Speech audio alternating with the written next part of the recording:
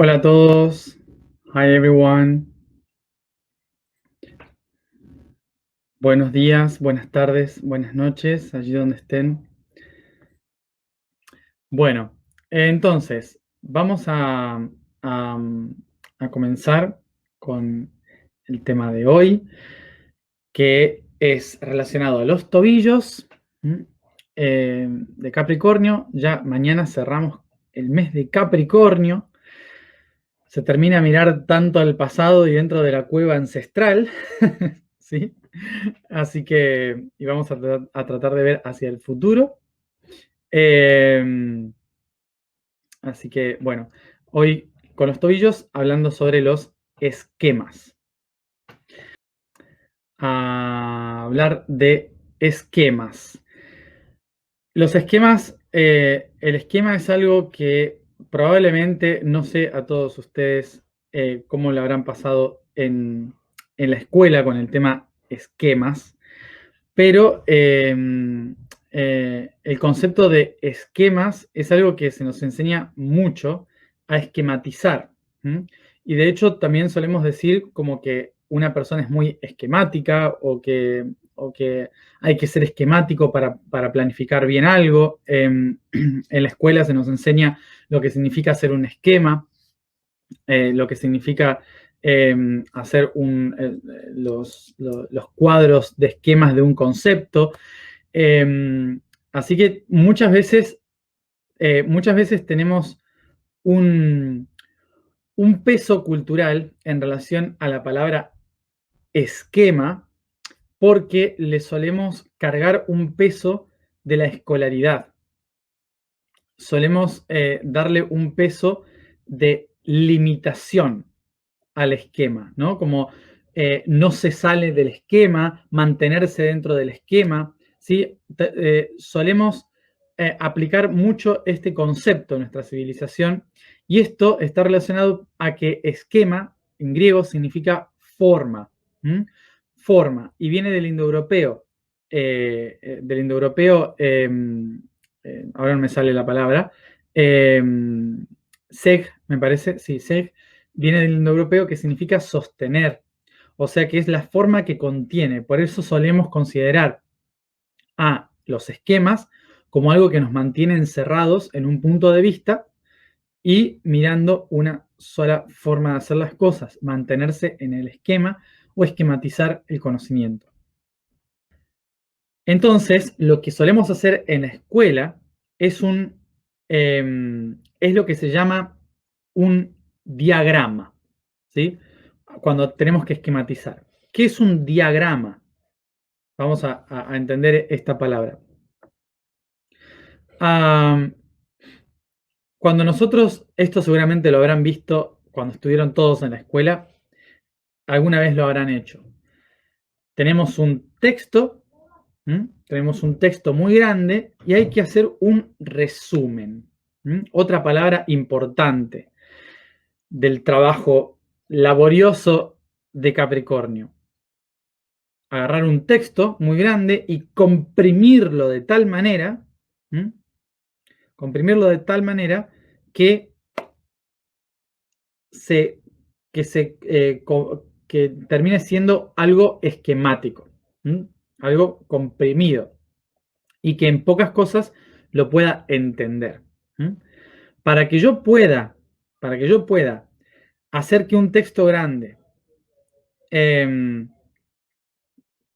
para que pueda hacer que un texto grande se traduzca en algo conceptual, ¿m?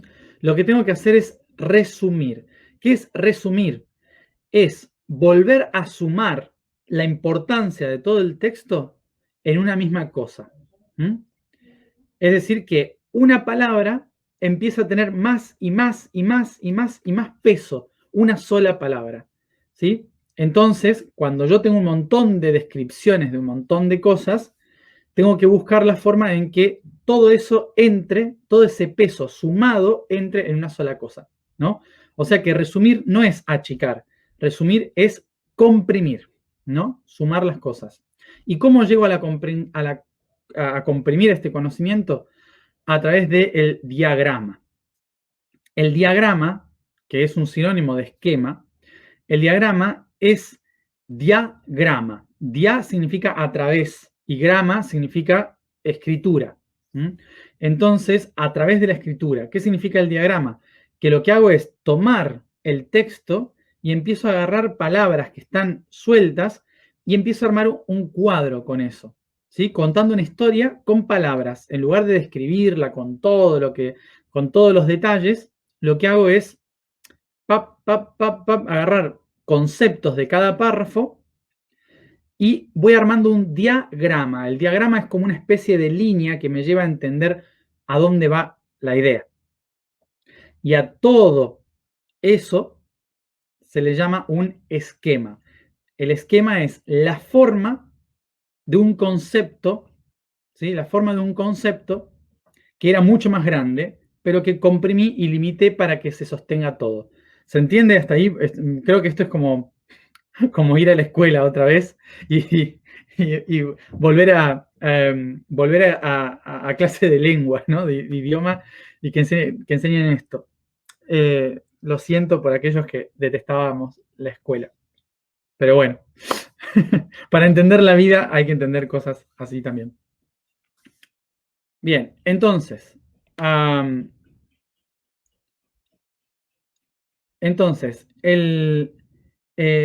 ¿qué hace un esquema? Le da forma a algo que estaba muy disperso. Todo lo que estaba muy expandido y disperso en muchísimo contenido, lo limita y le pone un cuadro, ¿sí? Entonces, ese cuadro va a contener toda esa información que antes estaba dispersa. Entonces, lo que decía de esquema, lo que decía de esquema, es que lo que se hace es ponerlo en una especie de círculo, de cuadro, de triángulo, no importa la forma, lo que importa es que se le está dando una estructura donde está contenido.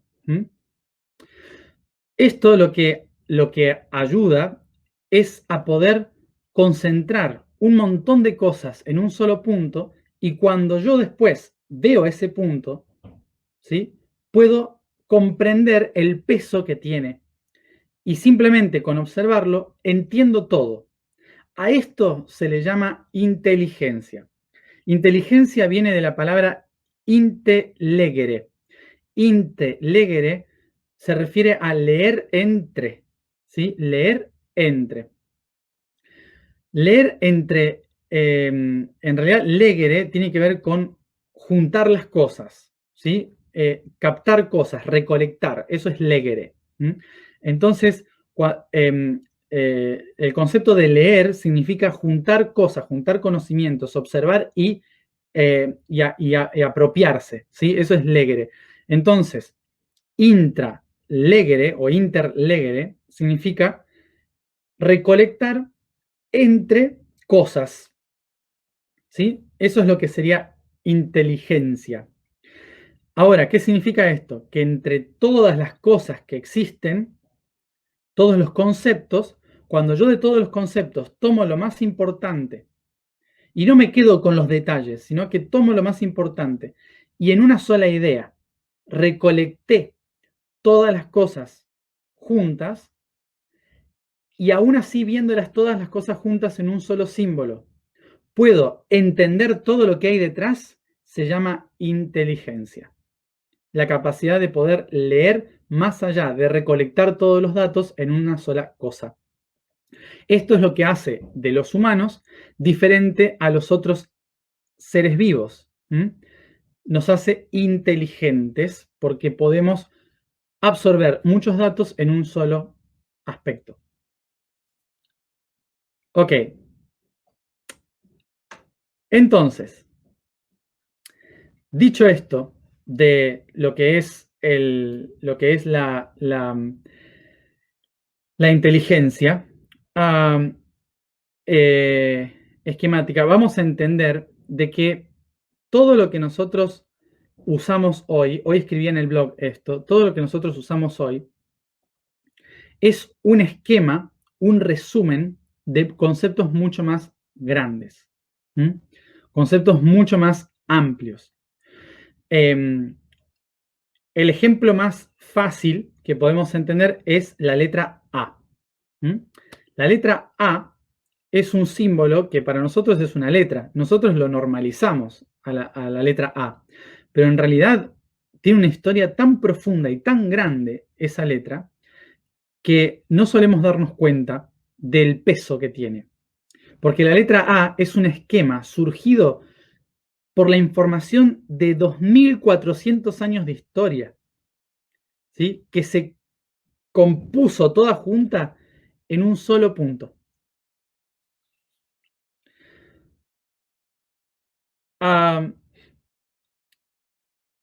Les recuerdo, ¿sí? Les recuerdo, la letra A como ejemplo para después entender un montón de cosas que vamos a hablar. La letra A, que todos saben cómo es, ¿no? La letra A tiene una historia muy profunda y en realidad antes no se escribía así, sino que se escribía así. Estaba al revés. ¿Qué sucede? Que cuando se empieza a hacer escritura a mano, esta letra se empieza a torcer, se empieza a poner de esta forma, se empieza a escribir de esta manera. Entonces, cuando los latinos empiezan a escribir específicamente, fíjense, los griegos que hacen, crean el alfa. El alfa, ¿sí? El símbolo alfa, de esta manera, así. Es como lo ven los griegos, pero cuando los latinos empiezan a escribirla, la grafican de esta manera.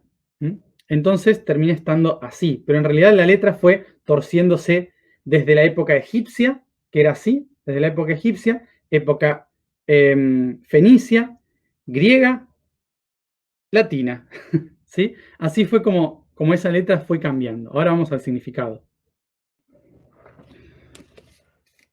Estas son las 4 posiciones de la letra A.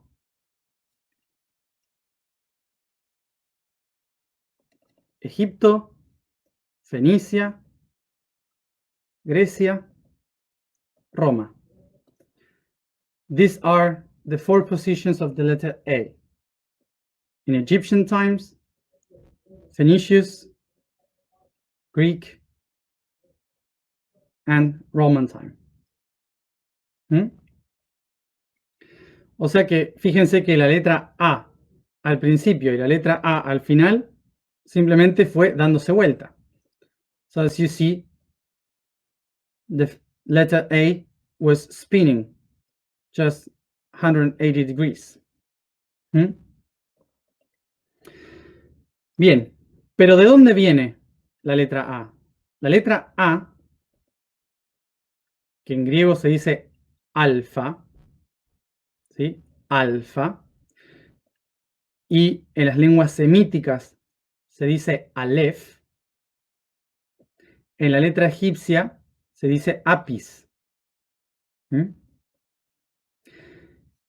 ¿Y qué significa A, ave, alfa, alef y apis? Significa toro, significa buey. Fíjense la cara del toro, ¿sí?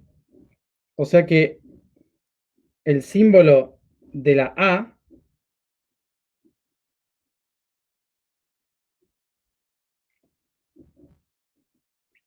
proviene del toro, en realidad. ¿Por qué la A es la primera letra del abecedario?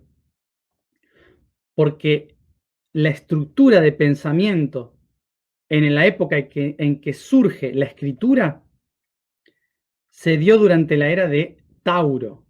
Y Tauro era la constelación que permitía la conexión durante esos durante esos 2000 años, permitía la comunicación entre el mundo terrenal y el mundo espiritual. Era la constelación por la cual todos se guiaban. Era el inicio, el principio fundamental de todas las cosas. El fundamento de ese periodo histórico era Tauro. El toro era el que abría el camino, el que abría el surco para poder poner las semillas en el campo. La vaca era la que daba la leche para poder nutrir a las familias. El concepto de la vaca y el toro abren el camino a la vida, son los iniciadores de las cosas y por lo tanto el toro era el símbolo de todo el Mediterráneo. Por eso la cultura taurina en todos los países mediterráneos. El toro era el símbolo del inicio. Por eso la letra Aleph es la letra inicial. Entonces, pero ¿de dónde viene más allá el toro? ¿No? El toro en sí representa toda la riqueza, todas las cosas potentes, ¿sí? Toda la riqueza. Significa la tierra, significa el inicio de donde surgen las cosas, la semilla. Por eso es la siembra. El toro abre la tierra, ¿sí? ¿Y qué lo cierra? ¿Qué cierra la experiencia de todo? Lo divino, la divinidad misma. La divinidad misma es la que observa todo lo que creó a partir de toda la existencia y se reconoce observándose a sí mismo. Por eso la última letra del abecedario es la O. La O proviene de Uyat, que es Oin, que significa ojo, ¿sí? Por lo tanto, la última letra, omega, la O grande, en griego, representa al ojo que todo lo ve. ¿Qué es lo que ve? Todo lo que creó, todo lo que vino antes, desde la A, que es la semilla que se está gestando. Por esto mismo, cuando los antiguos querían referirse a la gran concepción de todo el universo, ¿cómo hacen para resumir todo el universo de lo material obtenido en lo sutil, en lo espiritual? La única forma de resumir a Dios, al universo, es decir, alfa y omega. Un esquema, un concepto. El nombre de Dios era imposible de describir porque era demasiado. Entonces, la mejor manera de conceptualizar todo el camino divino era decir alfa y omega. This is why it was so complicated to describe God and the path of existence that the best way to name God was to say alfa and omega. Ahora bien, todo en el universo, todo en el universo, entonces es básicamente un esquema de algo gigantesco, como acabamos de ver recién. Y aquí hay una gran paradoja. Como siempre, tenemos esta gran paradoja, que la vamos a tratar de entender de esta manera. Vamos a comenzar por este diseño.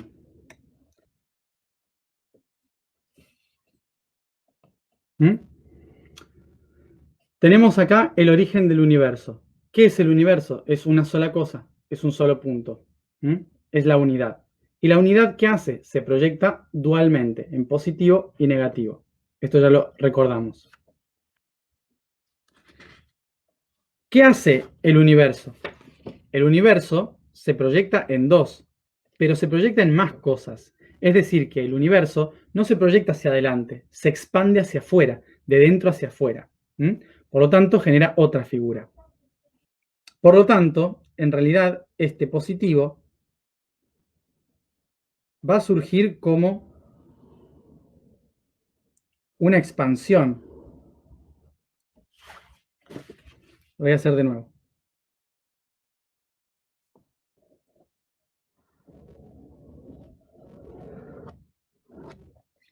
Ok. Entonces, tenemos al centro del universo que se expande hacia afuera en positivo y negativo. Esta es una forma de poder observarlo conceptualmente. Esto es un esquema. Bien, desde el centro se expande en positivo y negativo. From the center expands in positive and negative. creando la polaridad. So it creates. En este concepto genera un aspecto subconsciente, un aspecto consciente y un aspecto inconsciente.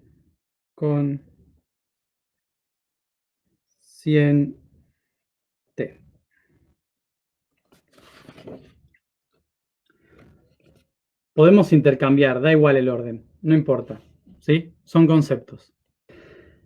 Bien, entonces, en el principio, uno de estos seres, se va a proyectar a un nivel inconsciente. ¿Por qué? Porque está movido por positivo y negativo. Entonces significa que hay un empuje inevitable. O sea que el centro de este ser, el centro, el centro de este ser va a estar polarizado y por eso se llama inconsciente, ¿sí? Porque está movido por dos fuerzas. Omega va a ser el ojo que todo lo ve, y el alfa va a ser el iniciador, el que plasma lo que se ve. Entonces, el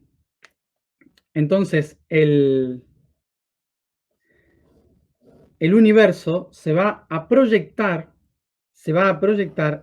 en diferentes niveles del inconsciente, haciendo que una sola cosa se convierta en miles de cosas. Un solo concepto se reparta en cientos de conceptos, en millones de conceptos. Y del otro lado, ¿qué va a hacer? Va a unificar todos esos conceptos. Los va a unificar en un solo ser, en un individuo. ¿Para qué? Para que todo eso que está expandido y expresado pueda vivirse en un solo punto como un esquema de vida. Por lo tanto, fíjense en esta paradoja de que el ser único, consciente universal, el ser único, consciente universal, se divide en millones de opciones de la existencia a través de la polaridad inconsciente, y todo eso crea diferentes líneas temporales, como si fuera un arpa, ¿sí? Todas las cuerdas, ¿sí? Todas son estas cuerdas, y acá está el ajuste. Entonces, todas estas cuerdas son diferentes existencias, diferentes, de un lado son diferentes tiempos y del otro son diferentes cuerpos. Entonces acá tengo todos mis ancestros que van a terminar en mí, en un solo cuerpo. Aquí tengo al uno, al divino, multiplicado en muchas dimensiones a través de muchos tiempos, y todos esos seres diversificados en diferentes niveles y dimensiones y tiempos se vuelven a unificar en espacio en todos mis ancestros, que van a volver a unificarse en mí. O sea que yo soy el resultado esquemático de la expansión universal. Y es por esto que nosotros solemos decir,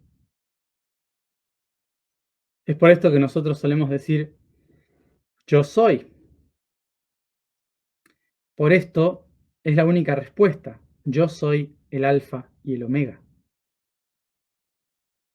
Cada uno de nosotros es un esquema único que resume millones de años de evolución de millones de seres en tiempos y espacios diferentes. Por lo tanto, como decía hoy en el blog, yo soy la A del universo. Yo soy una letra que contiene un peso inmenso dentro, que es todo el cosmos. Pero esta letra puede escribir cosas horribles o puede escribir poesía. Puede hacer arte o puede destruir y mandar a matar. Una letra es eterna porque puede ser usada para millones de cosas y sigue siendo una letra. Todo se resume, todo el universo se resume a cosas muy simples en la existencia. Todo. ¿Para qué uso eso simple? Es lo que marca la diferencia. Por lo tanto, importante entender de que el potencial de todo el universo vive en nosotros. Y a veces cuando decimos esto, no se entiende muy bien. ¿Por qué? Porque solemos decir esto desde una visión pisciana. La visión pisciana nos hace sentir como que yo soy parte del universo, yo soy el universo, puedo conectarme con todo, me siento expandido, etc.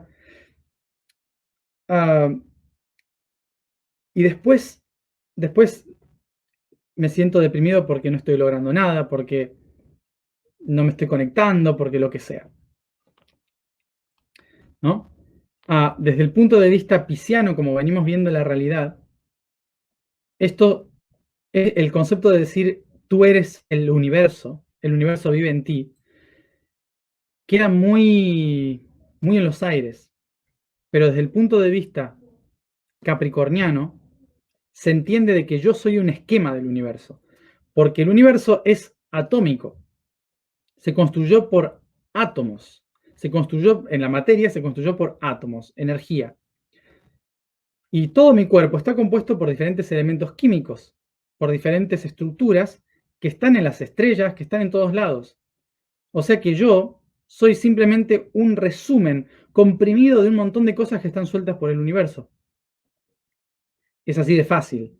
¿Qué significa? Que si todos esos simples átomos que están en los planetas, que están en las estrellas, en los asteroides, han tenido la capacidad de crear vida durante millones de años,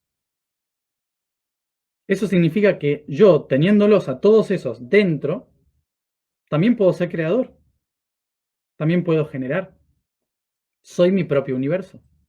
¿Se entiende? Es más esquemático, es más estructurado, pero es otra forma de entender lo que normalmente decimos poéticamente. Y por eso somos un esquema. Somos un gran contenido en un simple cuerpo.